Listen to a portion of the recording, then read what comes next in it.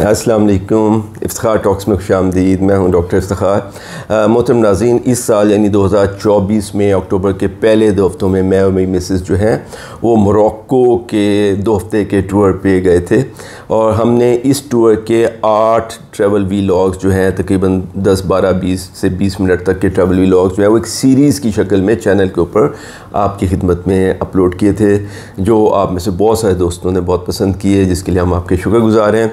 ये travel vlog अगर आप में से अभी किसी ने नहीं देखे हैं तो हमारी जो प्लेलिस्ट है ट्रैवल विद मी में बाकी ट्रैवल वीलॉग जिसमें टर्की, कनाडा वगैरह के ट्रैवल वीलॉग्स भी हैं शामिल, उनके साथ मौजूद हैं। तो बाद में बहुत सारे दोस्तों ने ये कहा कि जी आप मोरक्को गए, ट्रैवल वीलॉग बड़े अच्छे थे, हमने बहुत इंजॉय किया आपके साथ, लेकिन अगर हम भी मोरक्को जाना चाहें तो इसका ट्रिप जो है वो कैसे प्लान किया जाए। तो जहन में आया कि क्यों ना अपने इस एक्सपीरियंस को मद्देनज़र रखते हुए आपको बताएं कि मोरक्को का एक बहुत ही ज़बरदस्त ट्रिप जो है जिसको आप अकेले या अपने दोस्तों या फैमिली के साथ बहुत इंजॉय करें, आप किस तरीके से प्लान कर सकते हैं और ये इकनॉमिकल भी हो and at the same time आप कोई अहम पॉइंट्स जो हैं वो मिस ना करें और बिल्कुल ट्रबल फ्री हो और आप बहुत ज़बरदस्त तरीके से इस ट्रिप को एंजॉय करें। तो दोस्तों, इस वीडियो में, आज की वीडियो में हम आपको डिटेल से ये बताएंगे कि आप मोरक्को का एक ज़बरदस्त टूर कैसे प्लान कर सकते हैं और इसमें तमाम डिटेल्स होंगी कि आप फ़्लाइट्स किस तरीके से बुक कराएँ, किस किस्म के होटल्स लें, उनकी क्या कॉस्ट होगी, फिर एक शहर से दूसरे शहर में कैसे ट्रैवल करें और फिर हर शहर में क्या देखना है, उसके लिए हम आपको रेफ़र करेंगे अपने प्रीवियस ट्रैवल वीलॉग्स की तरफ, जिनके के कार्ड्स जो हैं या लिंक्स जो हैं वो गाय बगाए हम आपको इस वीडियो के ऊपर देते रहेंगे। मोहतरम नाज़रीन, मोरक्को जो है आप जानते ही हैं कि ये जो अफ्रीका है इसके नॉर्थ वेस्ट यानी शुमाल मगरबी कोने के ऊपर बिल्कुल स्पेन और पुर्तगाल के नीचे वाक़ है, इसलिए इसकी आबो हवा, इसके जो टेरेन है वो बहुत ज़्यादा स्पेन से मिलता जुलता है। स्पेन और इसके दरमियान सिर्फ एक पतली सी स्ट्रेट ऑफ जब्राल्टर है जो कि 15 किलोमीटर चौड़ी है, तो इसके 15 किलोमीटर नॉर्थ में स्पेन शुरू हो जाता है और ये बिल्कुल उस जगह पे है जहाँ पे अटलांटिक यानी ओकियानूस जो है मेडिटेरेनियन यानी कि बहरा रोम के साथ मिलता है। तो बहुत ही ज़बरदस्त लोकेशन है हर हिसाब से, मतलब है क्लाइमेट के हिसाब से, व्यू के हिसाब से, हिस्ट्री के हिसाब से इसकी बहुत ज़बरदस्त लोकेशन है। मोरक्को में 99% पॉपुलेशन जो है वो मुस्लिम है और बहुत ही ज़बरदस्त कल्चर है, बहुत ज़बरदस्त हिस्ट्री है, यानी अगर आप व्यू इंजॉय करते हैं तो वो भी है, अगर आप हिस्ट्री, कल्चर और इसके बाद इनकी पॉलिटिक्स वगैरह और पीछे जो कुछ गुजरा उस सारे में दिलचस्पी रखते हैं, तो हर किस्म के जो इंटरेस्ट के लिए लोगों के लिए मोरक्को में बहुत कुछ है। अच्छा, फिर आपको ये भी मालूम होगा कि मोरक्को कुछ अर्से तक तकरीबन 45 साल के लगभग फ़्रांस और स्पेन के ज़ेर असर रहा है, इसलिए मोरक्को एक बहुत ज़बरदस्त कॉम्बिनेशन है मोरक्कन यानी बर्बर कल्चर का, अरब कल्चर का एंड यूरोपियन कल्चर का, और एक बहुत ही फ्री माइंडेड कंट्री है, तो आप वहाँ से बहुत सुकून के साथ, आज़ादी के साथ फिर सकते हैं। इसके बावजूद वहाँ पे आपको एक बहुत गहरा इस्लामिक टच जो है ना वो भी नज़र आएगा। मोरक्को में हर तरीके की, जैसे हमने कहा कि चीज़ें हैं, अगर आप ओल्ड टाउन्स, ओल्ड हिस्ट्री में इंटरेस्टेड हैं तो वो भी मिल जाएगा। अगर आप मॉडर्न सिटी में हैं तो हर सिटी का एक मॉडर्न सेक्शन है जो बहुत ही खूबसूरत है, बहुत ही जदीद है और आपको ऐसे लगता है कि शायद आप किसी यूरोपियन इलाके के अंदर आ गए हैं। इसके साथ बहुत लंबी कोस्ट लाइन है इनकी, अटलांटिक के साथ भी और किसी हद तक मेडिटेरेनियन के साथ भी, इसलिए आपको बहुत ही प्यारे साहिल हैं जो डेवलप हुए हैं और साहिलों के साथ ही बहुत खूबसूरत जो शहरी इलाके हैं वहाँ पे कॉर्निश यानी पैदल चलने की जगह हैं जहाँ पे आप वॉक करें और बहुत उम्दा है वो, मतलब एक बहुत ही रिफ़्रेशिंग एक्सपीरियंस होता है। जो उसके साथ ही ज़ाहिर है बिल्कुल अनस्पॉइल्ड बीचेस भी हैं और ऐसी भी हैं जहाँ पे कि बच्चों के लिए बहुत फ़न का सामान है। तो ये सब कुछ का जो है ना एक हसीन इम्तज़ाज जो है वो मोरक्को है। तो आपका जिस किस्म का भी टेस्ट है आप मोरक्को का अपने लिए जो है ना वो फ़िट पाएंगे। इसके अलावा अगर आप डेज़र्ट या माउंटेंस में जाना चाहते हैं या उनका एक डे ट्रिप करना चाहते हैं तो ये सब कुछ भी अवेलेबल है। अच्छा दोस्तों, अगर आप मोरक्को जाने में इंटरेस्टेड हैं तो चंद और बुनियादी बातें जो प्रैक्टिकल नौयत की हैं वो आपकी खिदमत में अर्ज़ करते जाएँ कि एक तो पहली बात है कि मोरक्को के अंदर जो करेंसी है वो मोरक्कन दिरहम्स हैं। इस वक्त एक जो मोरक्कन दिरहम है वो 30 पाकिस्तानी रुपए के बराबर है, लेकिन मोरक्को में जो फ़ॉरेन करेंसी है वो बड़ी आसानी से, मतलब सड़क पे बहुत सारे एक्सचेंज वाली जो है ना वो पॉइंट्स मौजूद हैं, आप बड़ी आसानी से अपनी करेंसी एक्सचेंज कर सकते हैं। सबसे कॉमन यूज़ होने वाली जो फ़ॉरेन करेंसी वहाँ पे है वो यूरो है, और एक यूरो के आपको तकरीबन 10 मोरक्कन दिरहम्स जो है ना वो मिल जाते हैं। इस तरीके से डॉलर जो है और पाउंड या रियाल वगैरह भी इजीली वहाँ पे जो है ना वो एक्सचेंज हो जाते हैं। अच्छा, टाइम जोन की अगर बात करें तो मोरक्को पाकिस्तान से 4 घंटे पीछे है, यानी अगर पाकिस्तान में शाम के 6 बजे हैं तो वहाँ पे अभी दोपहर के 2 बजे हुए होंगे। लैंग्वेजेस के हिसाब से जैसे मैंने कहा कि मोरक्को पे एक इन्फ्लुएंस रहा है, बहुत स्ट्रॉन्ग अरब इन्फ्लुएंस भी रहा है, और फिर साथ में फ़्रांस और स्पेन का भी। तो सबसे ज़्यादा बोली जाने वाली ज़बान वहाँ अरबी है, तकरीबन हर मोरक्कन अरबी बोलता है।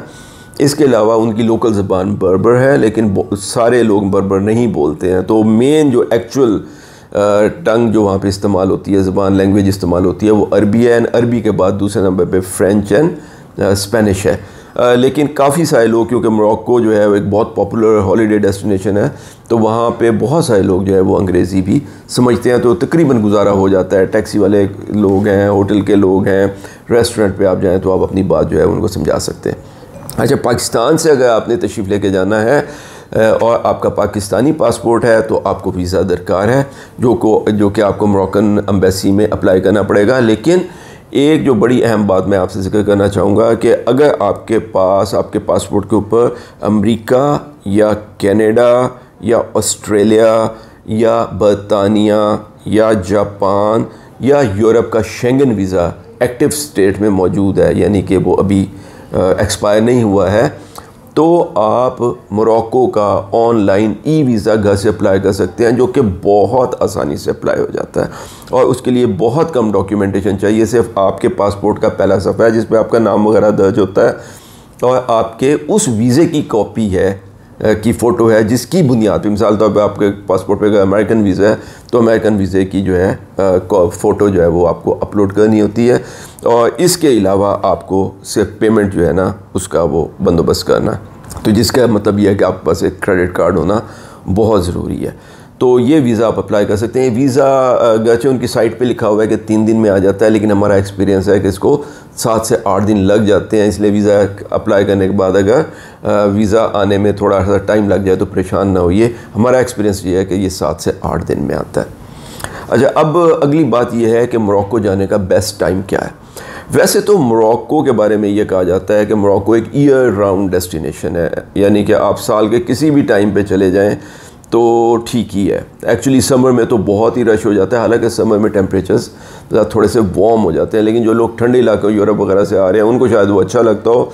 हम लोग जो पाकिस्तान की गर्मी से जा रहे होते हैं तो हमारे लिए प्रॉबली बेस्ट टाइम जो है वो 2 है। या तो आप अप्रैल और मई में जाएँ, ख़ुसूसी तौर पर अप्रैल के मिड में बहुत अच्छा टाइम है, या अक्टूबर नवंबर में जाए, ख़ास तौर पे अक्टूबर के लास्ट हाफ या नवंबर के शुरू के अंदर, तो ये बेहतरीन टाइम है। अच्छा, उसके बाद ये है कि मोरक्को में कहाँ जाएं। ज़ाहिर है मोरक्को एक बड़ा मुल्क है, ये पाकिस्तान से तकरीबन निस्फ है रकबे के हिसाब से, गरचे आबादी के हिसाब से 1/6 है, एक छठा हिस्सा है। तो मोरक्को के जो बड़े बड़े अहम शहर हैं जो कि टूरिस्टिक इम्पोर्टेंस के हामिल हैं, जो कि एक सयाह के तौर पे आप वहाँ पे जाना चाहेंगे, वो तो कई हैं। लेकिन हम आपसे एक जो रिकमेंडेशन है वो ये है कि अगर ये आपका मोरक्को का फ़र्स्ट विज़िट है तो अपने विज़िट को सिर्फ 3 शहरों पे मुहित रखिए।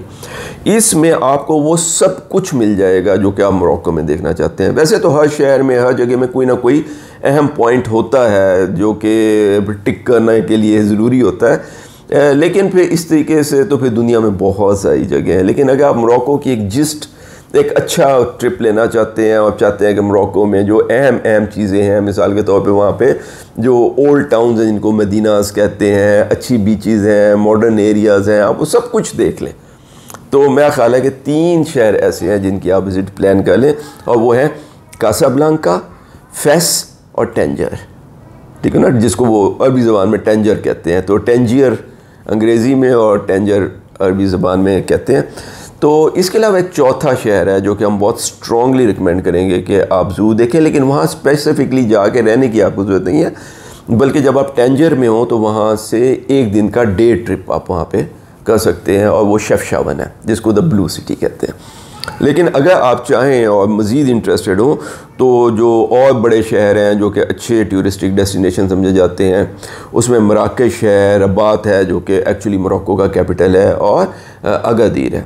तो लेकिन हम जैसे पहले मैंने जिक्र किया कि अगर आप अपना ट्रिप को कासाब्लांका, फेस और टैंजर पे रखेंगे तो आप एक्चुअली मोरक्को की सारी हाईलाइट देख लेंगे, और हम आज की जो आपको प्लानिंग बताएंगे वो इन 3 शहरों के मुतालिक ही होएगी। अच्छा, अब यह है कि कितने दिन का ट्रिप जो है वो आपको एक मोरक्को का रीज़नेबल जो है जो आप सैर कर लेंगे। तो हमारी राय ये है कि बिटवीन 7 and 10 डेज, 7 से 10 दिन जो है वो मोरक्को का एक रीज़नेबल ट्रिप बनाते हैं। और हम आज आपको जो अटेनरी या जो एक प्लान आपकी खिदमत में पेश करेंगे वो 8 डे ट्रिप का होगा। इसके बारे में हम पूरी डिटेल आपको बताएंगे कि आप इस पे कहाँ रहें, कैसे ट्रैवल करें, कितने दिन रहें, उसके कितने अखराजात आएंगे वगैरह वगैरह। लेकिन अगर आप चाहें तो इसमें से एक आध दिन माइनस या 1-2 दिन प्लस भी कर लेंगे तो बहुत ज़्यादा आपके अखराजात पे जो है वो फ़र्क इंशाल्लाह नहीं पड़ेगा। तो अच्छा, अगर हम अब आपसे 8 दिन की जो बात कर रहे हैं ना, तो उसमें अगर आप कुछ दिन ऐड करना चाहें तो उसके 2 तरीके हैं। यानी ये तो हो सकता है कि आप चाहते हैं कि मिसाल के तौर पर हम 8 की बजाय 10 दिन जाएं, तो आप वो 2 दिन किसी और डेस्टिनेशन, मिसाल के तौर पर मराकश को ऐड कर लीजिए बीच में, ठीक है। या दूसरा तरीका ये है कि आप इन 3 डेस्टिनेशन में किसी में एक दिन जो है उसको बढ़ा लें। तो दोनों तरीके मुमकिन है। अच्छा, अब ये है कि मराक्को में जाके जो जितने भी शहर आप चूज़ करेंगे कि वहाँ पे स्टे कहाँ करना है, वहाँ होटल किस किस्म के हैं, उनकी प्राइसेस क्या हैं वगैरह वगैरह। तो इस बारे में हमारी जो राय है वो हम आपको बिल्कुल ओपनली देंगे। और वो ये है कि मैं क्योंकि नॉर्मली अपनी मिसेस के साथ ट्रैवल करता हूँ, तो फैमिली के साथ जब हूँ, और कभी फैमिली के साथ भी ट्रैवल करते हैं तो फिर तो बच्चे भी होते हैं साथ में, तो मैं और मेरी मिसेस भी हूँ, तो हमारी जो प्रेफरेंस होती है वो ये होती है कि जिस होटल में हम रह रहे हैं वो सेफ़ हो, उसकी लोकेशन बहुत कन्वीनियंट हो ताकि हम मुख्तलिफ इंटरेस्ट के एरियाज़ पे पहुंच सकें, या तो वो नज़दीक हों, वॉकिंग डिस्टेंस पे हों, या फिर ये है कि वहाँ से पब्लिक ट्रांसपोर्ट, कोई ट्राम है, कोई बस है, या अंडरग्राउंड जो ट्रेन होती है, मेट्रो वगैरह, वो वहाँ से निकलती हो, स्टेशन उसके नज़दीक हों, ताकि हम पूरे शहर से जल्दी से कनेक्ट हो जाएं। उसके बाद हमारा जो एम होता है वो बिटवीन 3 and 4 स्टार होटल होता है। हम इसे बहुत ज़्यादा लग्जरी होटल में नहीं जाते क्योंकि उससे हमारा बजट जो है वो डिस्टर्ब होने लग जाता है। और दूसरी बात यह है कि एक अच्छा 3 स्टार या एक 3.5 to 4 स्टार जो होटल होता है वो आपको वो तमाम सहूलतें मुहैया कर देता है, जिसमें एक क्लीन रूम है, जिसकी डेली जो है ना हाउस कीपिंग हो रही हो, कि जब आप जाएं और वापस आएँ तो आपका कमरा दोबारा मेडअप हुआ हो, बिल्कुल neat and clean, spotless bathroom हो, क्लीन टॉवल्स उसमें रेगुलरली प्रोवाइड हो रहे हों, हॉट एंड कोल्ड वाटर, बहुत अच्छा साफ़ सुथरा आप कमरा जाए, आपका दिल खुश हो जाए, ठीक है। इसके अलावा जो बेसिक फैसिलिटीज़ हैं, मतलब है लोकेशन है होटल की वो बहुत अच्छी होनी चाहिए, सुबह अच्छा सा ब्रेकफास्ट आपको दें ताकि आपके दिन का अच्छा आगाज़ हो जाए। तो इसमें हमारा जो ऑल ओवर द वर्ल्ड जब हम ट्रैवल करते हैं तो हमारा जो फेवरेट चेन है वो आइबिस है। तो हमने ये देखा है कि आइबिस के होटल हमेशा अच्छी जगह लोकेटेड होते हैं, रीज़नेबल प्राइसिंग में होते हैं, एक से ज़्यादा चॉइसेस, यानी एक शहर जो बड़े शहर हैं उनमें एक से ज़्यादा होटल्स होते हैं, तो आप अपनी पसंद की लोकेशन पे होटल चूज़ कर सकते हैं। और इनके रेट्स अमूमन $100 पर डे पर रूम, यानी आप 2 बंदे अगर जा रहे हैं, और ये जो ट्रिप हम आपको बताएंगे बाय द वे ये 2 बंदों के शेयरिंग के ऊपर होगा, यानी आप 2 दोस्त जा रहे हैं या मियाँ बीवी जा रहे हैं, तो इस तरीके से 2 बंदों के कि आप एक ही कमरा जो है ना उसको शेयर कर रहे हैं, इस बुनियाद के ऊपर सारे एक्सपेंसेस आपको बताए जाएंगे। तो हमारी जो गुजारिश होगी वो ये होगी कि आप इस किस्म के किसी होटल में ठहरे, क्योंकि आप इससे जो बड़े होटल में जाएंगे तो वो एक तो महंगा होता है, और दूसरा ये होता है कि उसकी जो फैसिलिटीज़ हैं बहुत ज़्यादा, मिसाल तौर पे अगर उसके कुछ स्विमिंग पूल्स हैं, स्पा है, कोई बड़ी बड़ी फैसिलिटीज़ हैं, तो आप हॉलीडेज़ पे वो शहर वो मुल्क देखने आए हैं, आप यूजुअली इन फैसिलिटीज़ को यूज़ नहीं कर रहे होते, क्योंकि ये है ना कि अगर आप ऐसी हॉलीडेज़ पे जा रहे हैं कि आपने बस एक रिज़ॉर्ट में जाना है और फिर रिज़ॉर्ट को एंजॉय करना है, आप तो मुल्क देखने आए हैं तो मुल्क एंजॉय कीजिए, ठीक है। तो इसलिए हमने आइबिस में अक्सर स्टे किए, हम आपको भी यही सजेस्ट करेंगे। और जितने शहरों का हमने आपको बताया है 3 का, कि कासाब्लांका, फेस और टैंजर, इत्तफाक से इन तीनों में आइबिस बहुत ज़बरदस्त लोकेशंस पे मोरक्को में मौजूद हैं और बड़े रीज़नेबल जो है ना उनके किराए हैं। अच्छा, दूसरी बात हम आइबिस के बारे में आपको ये भी बताते जाएं कि आप आइबिस घर से ही बुक कर सकते हैं। हम इसके लिए जो ऐप यूज़ करते हैं बहुत ज़्यादा वो hotels.com है, लेकिन आइबिस जो है वो Accor होटल ग्रुप का हिस्सा है और इनकी अपनी एक ऐप है all.com, यानी all.com। ठीक है, तो आप all.com जो है उसको डाउनलोड कर लें, उसमें अपना अकाउंट बना लीजिए। अपना अकाउंट बनाने का बहुत फ़ायदा होता है। hotels.com, all.com और इस किस्म की जितनी भी ऐप्स आप यूज़ करते हैं, प्लीज़ उस पर अपना अकाउंट बनाइए। उसका फ़ायदा होता है कि आपकी तमाम बुकिंग्स भी आप वहाँ से देख सकते हैं, कैंसिलेशन भी कर सकते हैं और अगर उनके कोई लॉयल्टी रिवॉर्ड पॉइंट्स हैं तो उससे भी आप बेनिफिट कर सकते हैं। तो अगर आप all.com के थ्रू अपनी आइबिस की बुकिंग कराएंगे तो वो आपको तकरीबन 10% हमने नोट किया कि कम पड़ती है। अच्छा, अगली बात हम आपसे जो शेयर करना चाहेंगे वो ये है कि आप इंटरसिटी ट्रैवल कैसे करें, क्योंकि आप तकरीबन यकीनन कासाब्लांका में लैंड करेंगे, लेकिन आपको फिर ज़ाहिर है कासाब्लांका से फेस जाना है और फेस से टैंजियर जाना है, और अगर आप कोई दीगर डेस्टिनेशन मिसाल के तौर पर मराकश वगैरह जाना चाहते हैं तो वहाँ पर भी जाना है। तो हमारी राय में इसका जो बेस्ट तरीका है वो ट्रेन से है। मोरक्को की ट्रेन्स बहुत अच्छी हैं, बहुत रिलायबल हैं और काफ़ी कॉस्ट इफ़ेक्टिव हैं। हमने अपने इस ट्रिप के अंदर जो है वो ट्रेन के 4 जर्नीज़ किए थे और किसी एक जर्नी पे भी ट्रेन 1 मिनट भी लेट नहीं हुई है और बड़ी अच्छी ट्रेन थी और हमने वो पाकिस्तान से ही बुक करवा ली थी। अच्छा, इस ट्रेन के बारे में हम जो आपसे गुजारिश करेंगे वो ये है कि जो मोरक्को की ट्रेन बुक कराने के लिए जो पाकिस्तान से अगर आप बुक करवाएंगे, और हम यही आपको एडवाइस करेंगे कि आप यहाँ से बुक करा के जाइए। कई ऐप्स मौजूद हैं, ठीक है, लेकिन जिस ऐप को हमने सबसे ज़्यादा इफ़ेक्टिव पाया है वो One2Go है। आपकी स्क्रीन पे भी आ रही होगी One2Go। इसमें भी इसी तरीके से अपना अकाउंट बना लीजिए और अपना जाने से पहले आप अपने डे प्लान करके जाएंगे कि जी मिसाल के तौर पे हमने 13 तारीख को कासाब्लांका पहुंचना है और 15 तारीख को भी कासाब्लांका से फेस जाना है। तो आप जो भी ट्रेन है उसका जो भी टाइम है उसकी बुकिंग करवा लीजिए और उसकी सीट रिजर्वेशन साथ ही कॉम्प्लीमेंट्री हो जाती है। तो आप बुकिंग जो है वो सीट के साथ कीजिए। अच्छा, ट्रेन के बारे में हम जो चंद बातें जो आपको बता रहे हैं उसमें एक तो ऐप है कि हमने बेस्ट ऐप जो मोरक्को की ट्रेन बुकिंग के लिए देखी है वो One2Go है। ये ना सिर्फ बहुत ही इजी टू यूज़ है बल्कि इसके साथ हमने जो बाकी ऐप से इसको कंपेयर किया है, ये तकरीबन 25 से 30% कम कीमत पे आपको ट्रेन टिकट्स प्रोवाइड करती है और आप 3 महीने, 4 महीने, 2.5 महीने पहले भी अपनी जो है ना ट्रेन की बुकिंग जो है वो कंप्लीट कर सकते हैं। दूसरी बात हम आपसे ये कहना चाहेंगे कि जब आप बुकिंग कर रहे होंगे तो आपको ऑप्शन मिलेगी कि आप फ़र्स्ट क्लास लेना चाहते हैं या सेकंड क्लास। तो हमारी गुजारिश ये होगी कि हमारा एक्सपीरियंस ये है कि मोरक्को की जो ट्रेन्स के फ़र्स्ट क्लास हैं वो हम जैसे ट्रैवलर्स के लिए ज़्यादा सूटेबल नहीं है। उसकी वजह ये मतलब है वहाँ पे इत्तेफाक से ट्रेन्स की कंपार्टमेंट कुछ इस तरीके से है कि जो फ़र्स्ट क्लास है वो 6 बंदों के लिए कंपार्टमेंट अलग-अलग किए हुए हैं, यानी कि 3 सीटें सामने और 3 इधर, और अलग-अलग छोटे-छोटे कंपार्टमेंट्स बनाए हुए हैं और उनमें सामान रखने की जगह नहीं है और ऊपर रैक एक बना हुआ है और आपको अपना हैवी सूटकेस उठा के ऊपर रखना पड़ता है जो कि बहुत ही इनकन्वीनियंट है।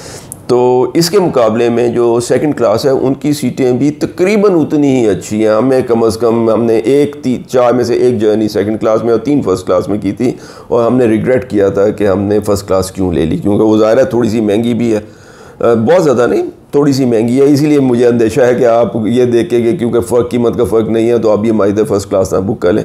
हमारी एडवाइस होगी कि आप सेकंड क्लास बुक कीजिए। सेकंड क्लास एज़ कंफर्टेबल है एज़ तकरीबन फ़र्स्ट क्लास के, और ये हमारी जैसे पार्लर कार्स पाकिस्तान में होती है, एक लंबी बोगी में सीटें जो है ना लगी हुई हैं, 2 एक तरफ और 2 एक तरफ, तो आपको कंफर्टेबल सीट मिल जाएगी। सीट की जो रिजर्वेशन है वो साथ में ऑप्शन आएगी, आप ज़रूर करवाइए। अमूमन वो ऑटोमेटिकली बुक कर देती है। वहाँ पे सेकंड क्लास में सामान रखने की ज़्यादा बेहतर फैसिलिटी जो है ना अवेलेबल होती है। हम क्योंकि दूसरे मुल्क से जा रहे होते हैं इसलिए लाजमी तौर पर हमारे पास जो है ना एक सूटकेस होता है। हम इसी मौके पे आपसे ये गुजारिश करेंगे कि ट्रैवलिंग के दरमियान एक मीडियम साइज़ का सूटकेस अपने साथ रखिए जो कि व्हीली हो, और व्हीली भी इस तरीके से नहीं कि जिसको घसीट के व्हील के साथ चलना पड़े, बल्कि उसके 4 व्हील्स होने चाहिए ताकि वो आपके साथ वॉक करता हुआ जाए। तो ये बहुत ज़रूरी है, एक अच्छा सूटकेस जो कि मीडियम साइज़ का हो और एक बहुत अच्छा शू जो कि हमारी राय होगी कि आप स्केचर से लीजिए। इन दो में इन्वेस्ट करना बहुत ज़रूरी है, वरना आप सफ़र में बहुत तंग होते हैं। तो ये था ट्रेन के बारे में। अच्छा, इसी तरीके से लेकिन अगर आपको कहीं बस ट्रैवल करना पड़े तो वहाँ पे जैसे हमारी तरफ डेबू बहुत मकबूल है या फैसल मूवर्स बहुत मकबूल है, वहाँ पे CTM बसेस बहुत कॉमन है और अक्सर डेस्टिनेशन के दरमियान बड़ी अच्छी सर्विस प्रोवाइड करती हैं। वो भी बहुत वेल ऑर्गेनाइज्ड हैं, टाइम की पाबंद है और ट्रेन से भी कुछ सस्ती हैं। आप CTM बसेस भी ले सकते हैं और इसी ऐप यानी One2Go से आप वो आपको चॉइस देती है कि आप ट्रेन की बुकिंग कराना चाहते हैं या बस की बुकिंग कराना चाहते हैं, तो दोनों बस बुकिंग्स वहाँ से पॉसिबल है। तो जहाँ आपको टाइम, डेट वगैरह के हिसाब से ट्रेन या बस जो भी सूटेबल मिलती है तो आप इस ऐप के थ्रू बुकिंग करवा सकते हैं। हमारी सजेशन यही होगी कि आप ट्रेन पे जाइए। हम अपनी आइटनरी भी इसी तरीके से आपको प्लान देंगे कि आप इंटरसिटी के लिए ट्रेन ले रहे हैं। अच्छा, अगली जिस बात का हम आपसे जिक्र करेंगे वो ये है कि आप अपनी फ़्लाइट्स कैसे बुक करवाएं। हम नॉर्मली जहाँ पे भी दुनिया में जाते हैं, हम सबसे ज़्यादा जो मैं जिस ऐप को रिलायबल पाया है वो स्काई स्कैनर है। तो स्काई स्कैनर ऐप के ऊपर आप अपनी डेस्टिनेशंस जब डालते हैं तो जो आपको वो चॉइसेस देता है, मैंने देखा है कि वो बहुत रीज़नेबल होती हैं।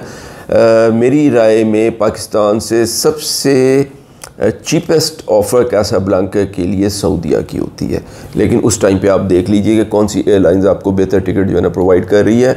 अमूमन आपको ये टिकट तकरीबन 1.5 लाख रुपए के अराउंड रिटर्न टिकट मिलेगा जहाँ कहीं से भी आप ट्रैवल कर रहे हैं पाकिस्तान में। लेकिन अगर आपको डिफरेंट एयरलाइन से बेहतर कनेक्शन मिल रहे हैं तो प्लीज़ देखिए। इस बात का अलबत्ता मैं जिक्र करता चलूँ कि अपनी छुट्टियों को और अपने ट्रिप्स को पहले प्लान करें, महीना 1.5-2 महीना पहले प्लान करें और उसमें कुछ दिन को आगे पीछे करने की गुंजाइश रखें। क्योंकि बाज़ का ये होता है कि आप मिसाल के तौर पे डेज बिल्कुल फ़िक्स कर दें कि जी हमने 13 को जाना है और 21 को वापस आना है, तो सम टाइम आपको अच्छे कनेक्शन नहीं मिल रहे होते। लेकिन अगर आपके पास 1-2 दिन की गुंजाइश हो तो आप हैरान होंगे कि अगर आप कहेंगे अच्छा नहीं मैं 13 को नहीं मैं 12 को चला जाऊँगा और 21 की बजाय ना मैं 20 को वापस आ जाऊँगा, तो सडनली आप देखेंगे कि आपको एक ऐसी फ़्लाइट मिल जाएगी जिसकी प्राइसेस बहुत कम होंगी और आपको पता चलेगा कि जी वो मिसाल तौर पे अगर सऊदीया की फ़्लाइट है तो जैसे हम मुल्तान से ट्रैवल कर रहे थे, हमें मुल्तान से जद्दा और जद्दा से कासाब्लांका जाना था, तो जब हम एक दिन पे देख रहे थे तो जद्दा में हमारा जो स्टे था कि हमें जितनी देर लगनी थी वहाँ इंतज़ार करने के लिए नेक्स्ट फ़्लाइट लेने के लिए वो 12.5 घंटे था। अगर हमने डे चेंज किया तो वही एकदम 1.5 घंटा हो गया और फ़्लाइट की प्राइसेस भी बहुत बेहतर हो गई। तो इसलिए थोड़ा सा अपने आप को फ्लेक्सिबल रखें और मुख्तलिफ डेज़ को ट्राई करके देखें तो एन मुमकिन है कि आपको बहुत ज़बरदस्त कनेक्शन बहुत रीज़नेबल प्राइस पे मिल जाएंगे। अच्छा, अब हम आपको बताते हैं कि आप किस किस्म के कपड़े अपने ट्रिप पे जो है ना वो मोरक्को में साथ में आपको चाहिए होंगे। तो अगर आप अपना ट्रिप हमारी एडवाइस के मुताबिक अक्टूबर में या नवंबर में प्लान कर रहे हैं या इस तरीके से अप्रैल मई में प्लान कर रहे हैं तो वहाँ पे मौसम बहुत ही प्लेजेंट होता है और टेम्परेचर जो है वो यूजुअली 20 और 27 के दरमियान मूव करेगा, जो कि बहुत ही प्लेजेंट टेम्परेचर है। और आप एक शर्ट में या ज़्यादा नीचे एक टी शर्ट और ऊपर शर्ट में जो है वो बेहतरीन गुजारा कर सकते हैं। हार्डली आपको किसी और चीज़ की इसके ऊपर ज़रूरत होगी। तो अगर आप 8 या 10 दिन का ट्रिप प्लान कर रहे हैं तो मेरी जो एक तरीक़ाकार है और मैं आपको भी यही एडवाइस करूँगा कि आप एक जीन्स ले लें। और मैं तो एक ही जीन्स लेके जाता हूँ जो कंफर्टेबल सी होती है और उसके साथ 10 या 12 यानी जितने मेरे दिन का स्टे होता है उससे 1 या 2 ज़्यादा टी शर्ट्स और उससे आधे नंबर में यानी 6 शर्ट्स ले जाता हूँ। तो अगर थोड़ा सा कभी चिली हो भी जाए तो वो सिर्फ इतना ही होता है कि टी शर्ट के ऊपर आप शर्ट पहन लें, बस दैट्स इट। तो टी शर्ट एक बुनियान का काम करेगी और शर्ट जो है वो उसके ऊपर टेम्परेचर के हिसाब से बिल्कुल ठीक हो जाएगी। लेकिन अमूमन टी शर्ट ही काफ़ी होती है इस वेदर के अंदर। लेकिन इसके साथ जैसे मैं पहले भी जिक्र किया है कि बहुत ही कंफर्टेबल पेयर ऑफ शूज़, और मैं प्रेफर करूँगा कि आप मेहरबानी फरमा के एक बहुत ही अच्छे शू और ख़ास तौर पे स्केचर के अंदर अगर इन्वेस्ट करें तो बहुत ज़बरदस्त होगा। अच्छा, और ख़वातीन भी इसी तरीके से मेरी एडवाइस होगी कि 2 एक ट्राउज़र्स ले लीजिए कंफर्टेबल और उसके साथ मुनासिब से टेम्परेचर का तो आपको अंदाज़ा हो ही गया, तकरीबन 10 या 12 टॉप्स अपने साथ रख लीजिए ताकि आपको वहाँ कपड़े ना धोने पड़े। और एक ज़बरदस्त बहुत ही कंफर्टेबल पेयर ऑफ स्केचर। अच्छा, क्योंकि हम आपको ये एडवाइस करेंगे कि आप आईबिस में रहें, तो अगर आप आईबिस में रह रहे हैं तो उसके वहाँ पे हेयर ड्रायर अवेलेबल होते हैं हर बाथरूम के अंदर। आयरन भी यानी इस्त्री भी या तो मौजूद होती है वरना आप रिसेप्शन से ले सकते हैं। अलबत्ता अनफॉर्चुनेटली बाकी आईबिस के बरखिलाफ़ ये मोरक्को के तीनों आइबिस में हमारा एक्सपीरियंस ये है कि इन्होंने हमें कैटल प्रोवाइड नहीं की। तो अगर आप दिन के बाकी टाइम पे भी इस नाश्ते के अलावा चाय पीना चाहते हैं, और मोरक्को में चाय बहुत मुश्किल मिलती है, यूजली कॉफ़ी मिलती है, अगर आप चाय के शौकीन हैं तो फिर एक छोटी सी ट्रैवल कैटल बेशक अपने साथ रख लीजिए, और साथ कुछ टी बैग और जो मतलब एवरीडे के जो छोटे पैकेट होते हैं वो ले जाएं, ताकि एवरी टाइम आप एक पैकेट खोलें, उसको यूज़ करें और फेंक दें।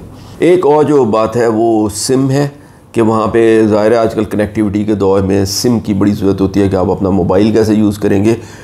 इसके लिए ई सिम्स एक बहुत ज़बरदस्त ऑप्शन है, लेकिन मोरक्को में हमने ये देखा है कि मैं हालांकि अपने पिछले टर्की के ट्रैवल व्लॉग में भी हमने ये कहा था कि आप ई सिम पाकिस्तान से लेके जाएं। मलेशिया में भी हमारा यही एक्सपीरियंस था, यूएसए और यूरोप में भी हमारा यही एक्सपीरियंस है कि आप ई सिम पाकिस्तान से लोड करके जाएं। लेकिन मोरक्को ज़रा डिफरेंट है। मोरक्को के लिए मैं अपनी ई सिम तो लेके गया हुआ था, जो कि मुझे 3 गीगाबाइट 3 GB जो है वो तकरीबन $12 में मिली थी।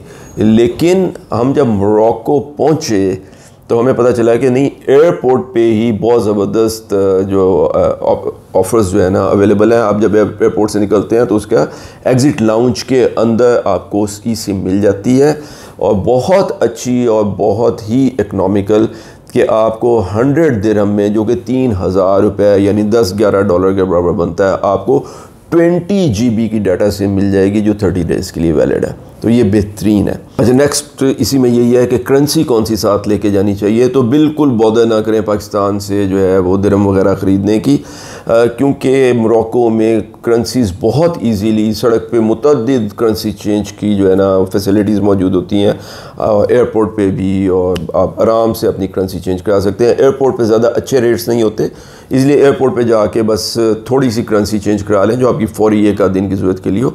बाकी आप जहाँ पे भी जाएंगे आपको इजीली अच्छे एक्सचेंज रेट के साथ करेंसी जो है ना वो चेंज जो है वो हो जाएगी। जो वैसे तो आप कोई भी जो पॉपुलर करेंसीज़ हैं उनमें से ले जाएं, लेकिन सबसे ज़्यादा जो वहाँ यूज़ होती है वो यूरोज़ है।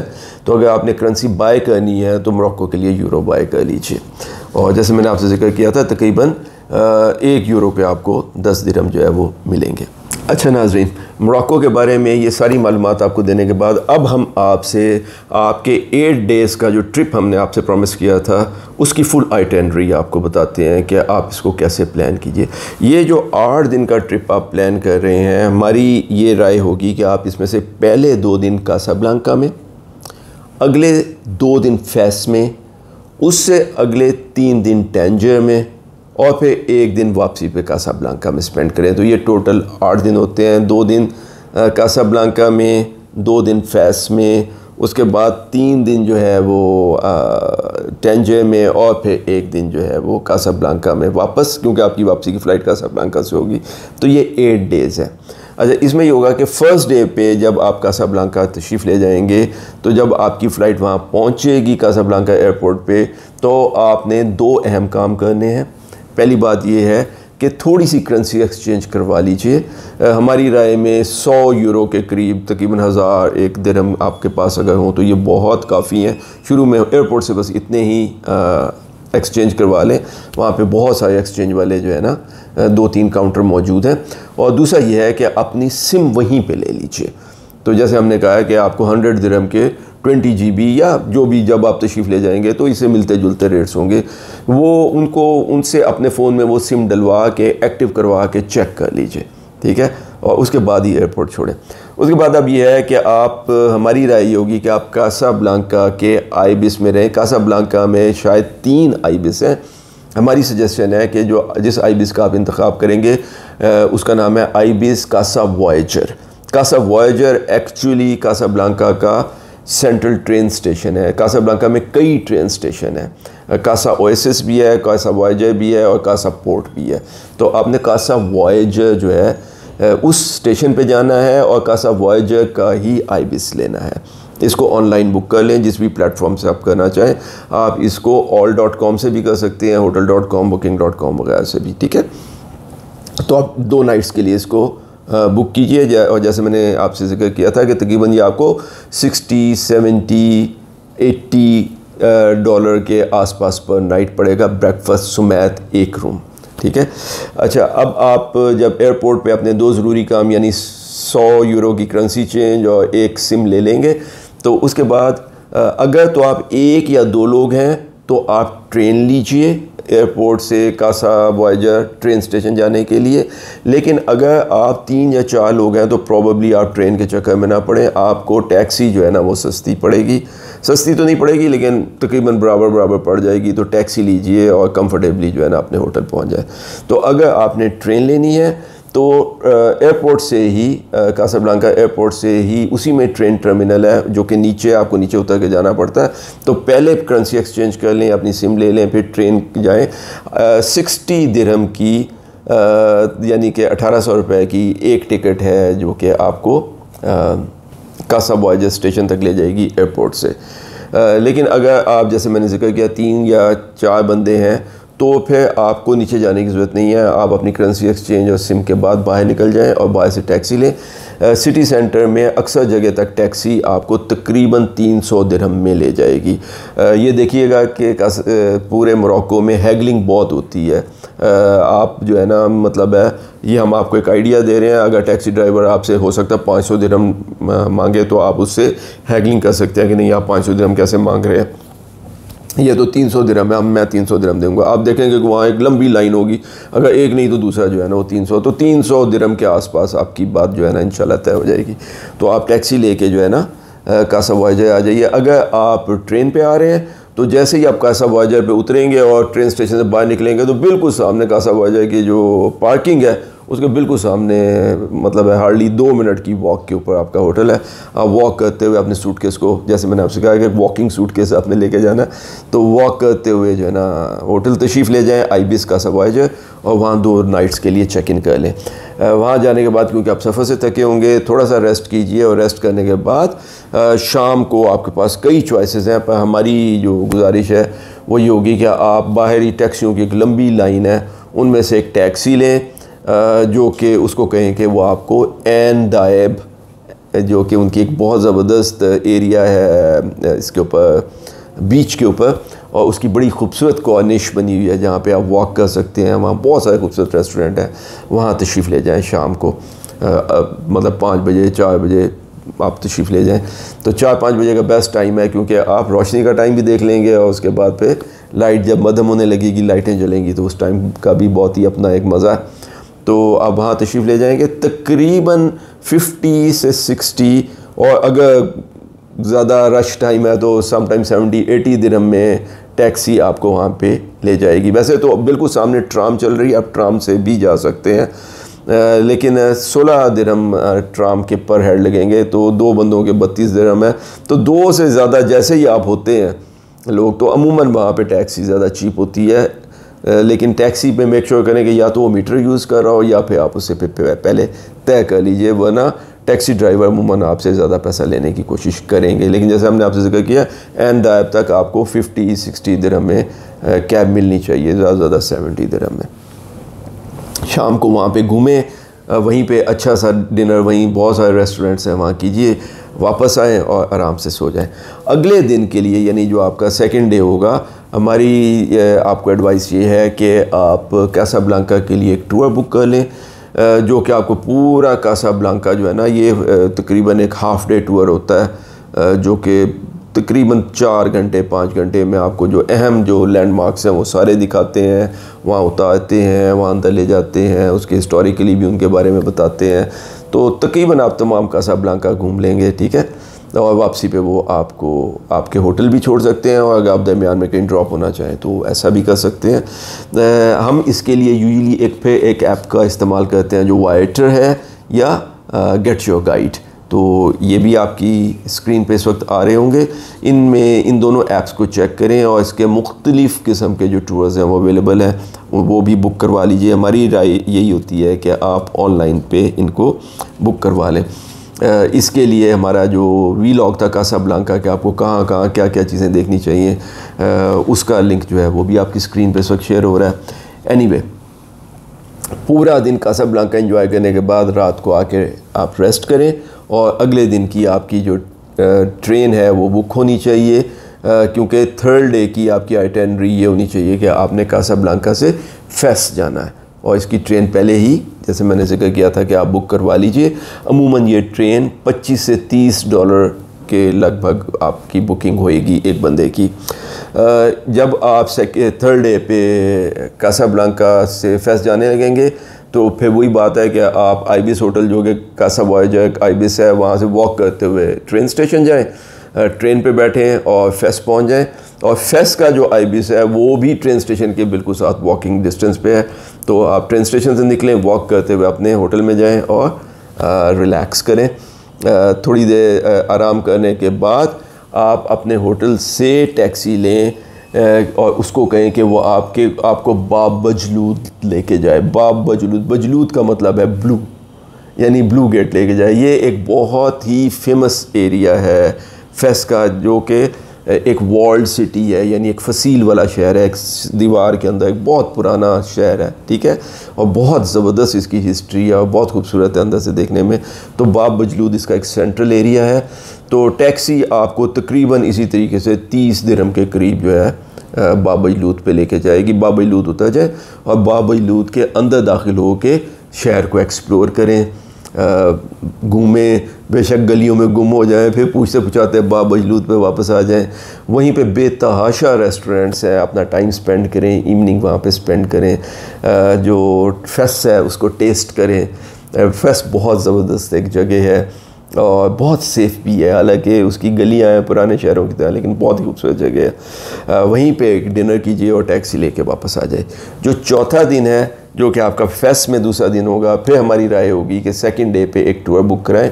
बहुत सारे फेस के फुल डे टूर्स अवेलेबल हैं जो आपको पूरा फेस के अंदर बाहर भी घुमाएंगे, आपको वेरियस जगह पे जो कि हाई पॉइंट्स हैं वो दिखाने ले जाएंगे। और इसके लिए मैं फिर गुजारिश करता जाऊँ कि हमने अपने ट्रैवल वीलॉग में फेस के बारे में एक बहुत डिटेल्ड जो है ना वीलॉग दिया था, जिसका लिंक अब शायद आपकी स्क्रीन पे आ रहा होगा, तो उसको आप देखिएगा। लेकिन ये टूर आपको वो सारी चीज़ें जो है ना दिखाएगा। इवनिंग में जब आप फ्री हों तो फिर एक मरतबा फिर जो इलाका आपको सबसे ज़्यादा पसंद आया वहाँ तशरीफ़ ले जाइए, उसको एक्सप्लोर करें तो और रात को जाके अपने होटल पे क़याम कीजिए। 5वें दिन की आपकी आइटनरी ये है कि आपको फेस से टैंजियर जाना है। एक मरतबा फिर ये ट्रेन का सफ़र होगा और आप क्योंकि फेस आइबिस में स्टेशन के बिल्कुल नज़दीक रह रहे हैं तो वॉक करते हुए स्टेशन तशरीफ़ ले जाएँ। बुकिंग आपकी पहले हुई होनी चाहिए फेस से टैंजियर की, और ये अमूमन बुकिंग जो है वो 40 से 45 डॉलर के दरमियान, थोड़ा सा फासला ज़्यादा है तो होएगी पर हेड, ये आप करवा लीजिए। और ट्रेन लेके तो आप ट्रेन का सफ़र एंजॉय करते हुए टैंजियर जाएँ। टैंजियर में अगेन आप हमारी राय होगी कि आप आइबिस टैंजियर सिटी सेंटर जो है वो बुक कराएँ। वहाँ पे एक से ज़्यादा आइबिस हैं, तो आइबिस सिटी सेंटर जिसका फ़ोटो भी आपकी स्क्रीन पे आ रहा होगा इस वक्त, ये बिल्कुल आइबिस के जो टैंजियर का जो ट्रेन स्टेशन है उससे फिर अगेन मतलब 3 मिनट की वॉक पे है। अगेन वॉक करते हुए अपने सूटकेस को वॉक कराते हुए आइबिस में तशरीफ़ ले जाएं, वहाँ बुक चेक इन हो जाए। अब आप 3 नाइट्स के लिए तो थोड़ा सा आराम करने के बाद आपको यकीनन दोपहर के खाने का टाइम होगा, आपको भूख लगी होगी। तो आइबिस के एक तरफ जब आप बाहर निकलेंगे लेफ़्ट साइड पे तो आपके ट्रेन स्टेशन है और ट्रेन स्टेशन से बिल्कुल अपोजिट आइबिस सिटी मॉल है। आइबिस सिटी मॉल तशरीफ़ ले जाएं, उसका बहुत अच्छा फूड कोर्ट है, वहाँ पे मज़े की जो चीज़ें हैं आप अपनी पसंद की कोई चीज़ जो है वो खा लीजिए अगर आपको ये मुनासिब लगे। वरना दूसरा तरीका ये है कि अगर आप यहाँ खाना नहीं चाहते या यहाँ आपने खाया भी है तो उसके बाद यहाँ से फारिग होके वहीं से 5 मिनट की वॉक के ऊपर जो है वो टैंजियर का मरीना और उनका जो है ना कॉर्निश है, जो कि उनके बीच के किनारे बहुत ही खूबसूरत तकरीबन 2 किलोमीटर लंबा जो है एक स्ट्रेच है वॉक करने के लिए। आप वहाँ तशरीफ़ ले जाएं और आफ्टरनून और शाम का टाइम वहाँ पे गुजारें। वहाँ बहुत सारी एक्टिविटी है, रेस्टोरेंट्स भी हैं, चाय कॉफ़ी की बहुत सारी जगह हैं, बच्चों के खेलने की बहुत सी जगह हैं। वहाँ पे ई स्कूटीज़ भी अवेलेबल हैं बहुत सस्ती, मतलब आप अगर 30 दिरहम में वो आपको हाफ़ आवर के लिए ई स्कूटी जो है ना मिल जाएगी। तो अगर आप ई स्कूटी चला सकते हैं तो बीच के ऊपर जो है ना आप थोड़ा ही टाइम में बहुत ज़्यादा दूर तक जाके देख के आ सकते हैं। तो ई स्कूटी इंजॉय करें और अपनी जो पहली जो दिन है वहाँ पे इंजॉय कीजिए। तो नाजरीन 5वां दिन टैंजियर की जो कॉर्निश है उस पर गुजारने और एंजॉय करने के बाद आप रेस्ट कीजिए। छठा दिन जो है उसको हमारी राय होगी कि उस पर आप एक फुल डे टेंजियर का टूर्स अवेलेबल हैं। अगेन वाइटर वगैरह में से देखेंगे तो आपको बहुत सारे टूर मिल जाएंगे, लेकिन एक ऐसा टूर लीजिए जो एक फुल डे टूर हो, जो आपको टेंजियर और टेंजियर से बाहर जितनी अहम चीज़ें हैं वो दिखाएं। मिसाल के तौर पे दो जो बहुत अहम पॉइंट्स हैं जहाँ हम स्ट्रॉन्गली रिकमेंड करेंगे कि आप ज़ू जाइए, उसमें से एक कैप्स पार्टल है। ये तकरीबन कोई 45 मिनट दूर है टेंजियर से, जो जहाँ पे कि मेडिट्रेनियन अटलांटिक से मिलता है, और फिर उसे थोड़ा ही आगे और जाके हरकुलिस केव्स हैं, और इसके दरमियान में बहुत सारे खूबसूरत पार्क्स वगैरह हैं। तो अक्सर टूर्स इन सारी जगहों को कवर करते हैं, लेकिन ये इसको अमूमन ये फुल डे टूर्स होते हैं, यानी तकरीबन 8 घंटे का टूर होता है। इसका एक दूसरा तरीका भी है, वो ये है कि टेंजियर में रेड बस भी चलती है, हॉप ऑन हॉप ऑफ बस है, और उसके दो रूट हैं, एक शहर के अंदर ही घूमता है और एक बाहर की जो है ना इस किस्म के अट्रैक्शन पॉइंट दिखाता है। और इसकी टिकट जो है ना 48 आवर्स 48 घंटे के लिए वैलिड होती है। तो अगर तो आप इस तरीके से जा रहे हैं कि आपके पास 2 फुल डेज टेंजियर के लिए अलहदा है, यानी जिस दिन आप पहुँचे हैं वो दिन नहीं, क्योंकि आप लेट पहुँचेंगे, ठीक है, तो आप फुल डे अवेल नहीं कर सकते, क्योंकि बस जो है वो 5 बजे के बाद नहीं चलती है। तो अगर आपके पास 2 फुल डेज़ हैं तो उन 2 फुल डेज़ के लिए टिकट ले लें। लेकिन जैसे हमारी आइटनरी में आपके पास सिर्फ 1.5 दिन है, एक्चुअली आप 2.5 दिन के लिए जा रहे हैं, लेकिन जो तीसरा दिन है वो एक्चुअली एल्सवेयर स्पेंड होगा, आगे देखेंगे। तो फिर तो आप रेड बस का टिकट ले लें, वरना रेड बस जो है यहाँ पे फ्रीक्वेंटली नहीं आती है, टाइम बहुत ज़ाया होता है, और टूर शायद आपको ज़्यादा एफिशिएंटली इन जगहों को दिखाएगा। तो आप फुल डे टूर लीजिए या रेड बस से, जैसे भी आप मुनासिब समझें। रेड बस वैसे बाय द वे $17 पर हेड के हिसाब से पड़ती है, और टूर जो है वो तकरीबन $100 का आपको पड़ेगा पर हेड। तो शाम तक आप तकरीबन सारे अहम स्पॉट्स आपने देख लिए होंगे। तो इवनिंग पे तकरीबन 5 बजे 6 बजे के करीब जब आप फ्री होंगे, तो अभी भी बहुत सारा दिन बाकी होगा, तो हमारी राय ये होगी कि या तो वहाँ तशरीफ़ ले जाएं जहाँ पे के टूर के दरमियान आपको बेस्ट जगह फ़ील हुई है, वरना अगर आप फ़ैसला नहीं कर पा रहे तो एक अच्छा स्पॉट ये होगा कि सोको ग्रैंड, जो कि उनका सेंट्रल स्क्वायर है, वहाँ तशरीफ़ ले जाएं। उसके साथ ही जो ओल्ड सिटी है उसका बाब मौजूद है, वहाँ से गुजर जाएंगे तो ओल्ड सिटी, पुराने फ्रेंच बिल्डिंग्स और वो सारे इलाके जो है ना आपको घूमने को मिल जाएंगे। उसी के साथ ही पार्क है, उसी के साथ ही रिफ्ट सिनेमाज हैं, तो बहुत सारी अच्छी घूमने की जगह है। तो आप इजीली 2-3 घंटे वहाँ पे घूम के टेंजियर को एंजॉय कर सकते हैं। तो रात को वहीं पे जहाँ मुनासिब लगे आप डिनर कर लीजिए। वहाँ से बहुत सारी जो है ना सड़कें निकल के आती हैं टूवर्ड्स यूनाइटेड नेशंस की तरफ ना, तो उनके ऊपर भी बहुत सारे जो है ना वो अच्छे अच्छे रेस्टोरेंट्स हैं। नेक्स्ट डे हमारी राय ये होगी कि आप बुक करवा लीजिए टेंजियर टू शेफशावन डे ट्रिप। ये बस पे जाती है, तकरीबन पौने 2 घंटे बस का ट्रेवल है, फासला है टेंजियर से शेफशावन का। तो टूर वाले आपको आपके होटल से ही कलेक्ट करेंगे और यूजली होटल पे ही ड्रॉप करेंगे। तो आपने अगर ये टूर फिर अगेन वाइटर वगैरह के थ्रू बुक कराया हुआ है तो ये बहुत ज़बरदस्त एक्टिविटी होगी कि आप सुबह को शेफशावन बस पे जाएं, वो आपको शेफशावन घुमाएंगे, सारा दिखाएंगे। दोपहर का खाना भी वहाँ पे शेफशावन के जो सेंट्रल स्क्वायर है उसमें लीजिए। बहुत ही खूबसूरत शहर है, आपको यकीनन इसको मिस नहीं करना चाहिए अपने मोरक्को के टूर के दरमियान। और शाम को जब वापस आए तो ये आपकी लास्ट इवनिंग होगी इसमें टेंजियर में। तो फिर जो जगह टेंजियर की आपको सबसे पसंद आई है तो आपके पास 2-3 मज़ीद घंटे हैं उस पर इंजॉय करें। अगले दिन वापस तशरीफ़ ले आइए। जो आपका डे 7 है वो इसमें शेफशावन में गुजरा, तो डे 8 पे आपकी दोबारा ट्रेन बुक होनी चाहिए जो कि आप टेंजियर से आपको कासाब्लांका लेके आएगी तकरीबन 3.5 घंटे में। उसी तरीके से आप वॉक करते हुए ही ट्रेन स्टेशन चले जाएं टेंजियर के, और वहाँ से ट्रेन पे बैठ के कासा वॉयेजर जब उतरेंगे तो फिर वॉक करते हुए 1 दिन के लिए फिर आपकी बुकिंग होनी चाहिए आइबिस कासा वॉयेजर में। तो थोड़ा सा वहाँ रेस्ट करके तो ये पूरा दिन आपके लिए फ्री है। और अब ख़वातीन के इंटरेस्ट की बात कि हमारी राय ये है कि आपने ज़ाहिर है मोरक्को में कोई ना कोई शॉपिंग भी करनी होगी, तो अभी तक आपने शायद शॉपिंग ना की हो। और हमारी एडवाइस भी ये है कि इस दरमियान में अनलेस कि आपको कोई चीज़ बहुत पसंद आ गई हो तो जनरली शॉपिंग ना करें, बल्कि आखिरी दिन के लिए इसको छोड़ दीजिए। ये जो आखिरी दिन आपका मोरक्को में है ये बहुत काफ़ी है, ठीक है। तो इसमें अगर आप चाहें तो मोरक्को के इसमें कासाब्लांका के जो ओल्ड सिटी है उसमें भी आप जाके कन्वेंशनल चीज़ें अगर आपने लेनी है ले लें। और अगर आपको किसी मॉल में जाना है तो हम दो के बारे में आपको हाईली रेकमेंड कर सकेंगे। तो एक तो टेकफीन है, तो तकफीन मॉल जो है वो कासा वॉयजा आइबिस के बिल्कुल पीछे 5 मिनट की वॉक पे है। एक रीज़नेबल साइज़ का मॉल है और आपको अक्सर चीज़ें अगर आपने मॉल से लेनी है तो वहाँ से मिल जाएंगी। लेकिन इससे भी मेरी राय में जो बेहतर ऑप्शन है कि वो ये है कि आप दोबारा टैक्सी लेके रेस्ट करने के बाद एन दायब तशरीफ़ ले जाएं। एन दायब के जो वहाँ पे मैकडोनल्ड है वो टैक्सी ड्राइवर को एड्रेस बता दीजिए, जैसे वहाँ से वॉक करते हुए आप जो दूसरा मैकडोनल्ड है उसकी तरफ, या बेशक आप गूगल मैप पे लगा लें कि वहाँ पे एक मॉल है बहुत बड़ा, उसका नाम है एनफा प्लेस मॉल। एनफा प्लेस मॉल की तरफ तशरीफ़ ले जाएं तो पहले ही आपकी वॉक हो जाएगी। आफ्टरनून में अच्छा सा समंदर का और अटलांटिक का एक अलविदाई जो है ना वॉक कर लीजिए।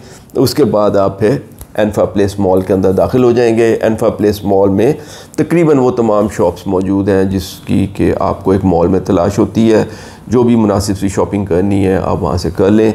वहीं पे उनका जो फूड कोर्ट है वो भी रीज़नेबल है। तो उसके बाद आप वहाँ से टैक्सी लेके, जो कि तकरीबन 50 दिरहम के आसपास आपसे लेगी, आप दोबारा अपने होटल कासा वॉयजा आ जाइए।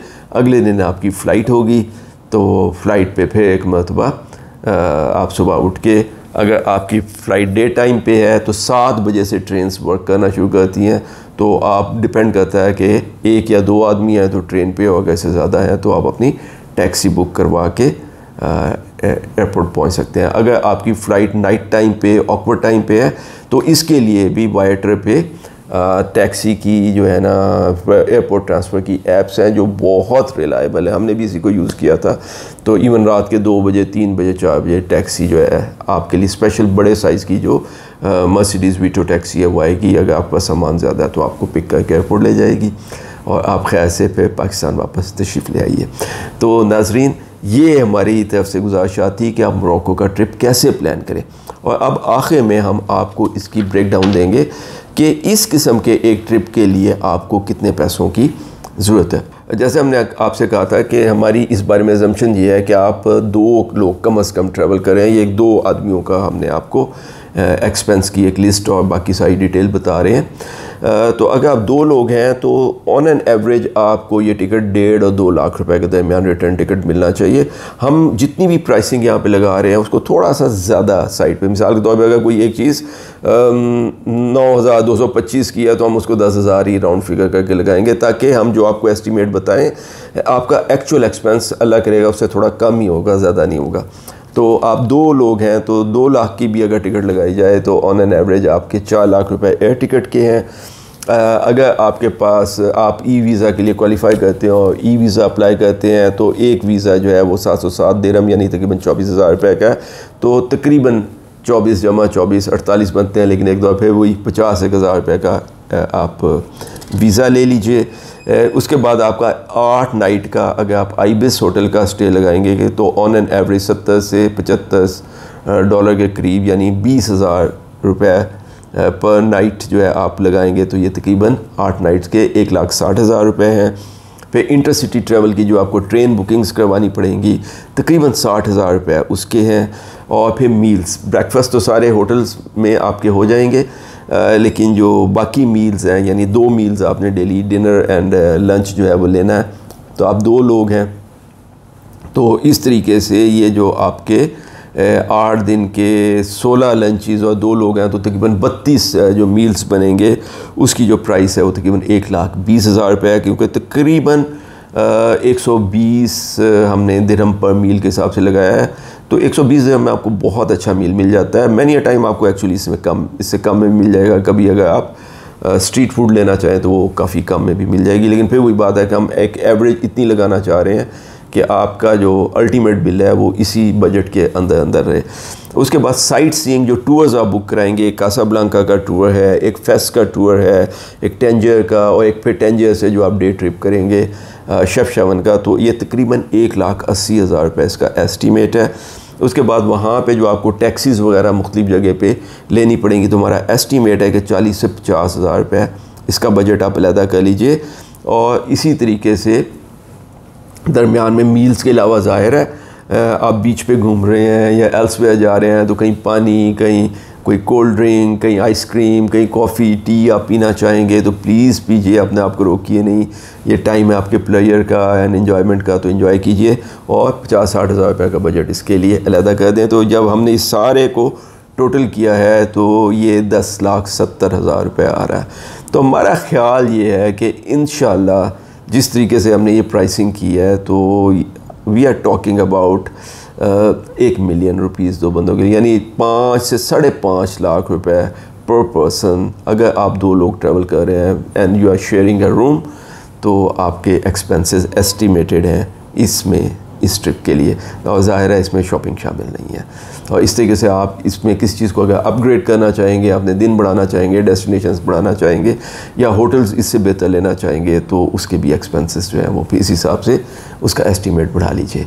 हम अल्लाह से दुआ करते हैं कि आप एक ज़बरदस्त ट्रिप करें जो कि आपको हमेशा याद रहे। और इस जो हमने मालूमात आपको मुहैया की हैं ये आपके लिए यूज़फुल हों और आप इनके बुनियाद के ऊपर जब आप ये ट्रिप करें तो हमें भी याद रखिएगा। तो अल्लाह आपको अपने हिफ्ज़-ए-मान में रखें, अपना और अपने आसपास के लोगों का बहुत ख्याल किया कीजिए। अस्सलामु अलैकुम व रहमतुल्लाहि व बरकातुहू।